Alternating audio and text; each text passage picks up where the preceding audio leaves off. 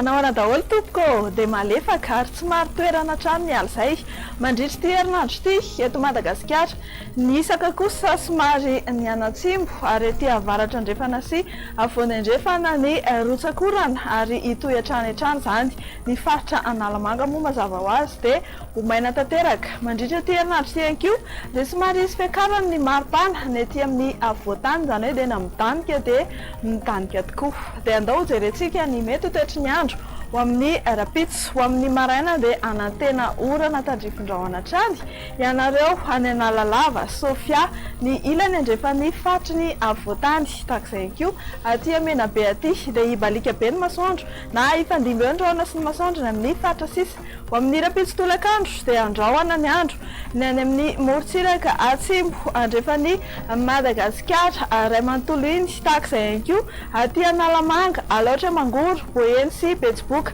ifandimby ny rahona sy masoandro manomboka aty Sava, Analanjorofo, Atsinanana ary mipakatra ny Vadivavy Fitovinany any ny amin'ny fatra sisa moa izay tsy voalazako teo dia norambaratra avokoa. Mahakasika ny maripana dia misy fikarany hoy ao ny maripana na ny maraina ny any arivana ety amin'ny avoatany ho amin'ny rapitso maraina aloha dia 5 hatramin'ny 17 degré ny ety amin'ny atitany ny any amin'ny morontsiraka any dia eo anelanelany 12 hatramin'ny 17 degré celsius ho amin'ny rapitso tolakandro ny maripana any Antsirana na 4 hatramin'ny 30 degré tahak'izay ihany koa ny faritanin'ny Mahajanga ny any faritanin'ny Toamasina 2 amin'ny 30 degré ny faritanin'ny Toliary 5 amin'ny 30 degré celsius ny faritanin'ny Antananarivo sy Fianarantsoa manodidina ny 20 na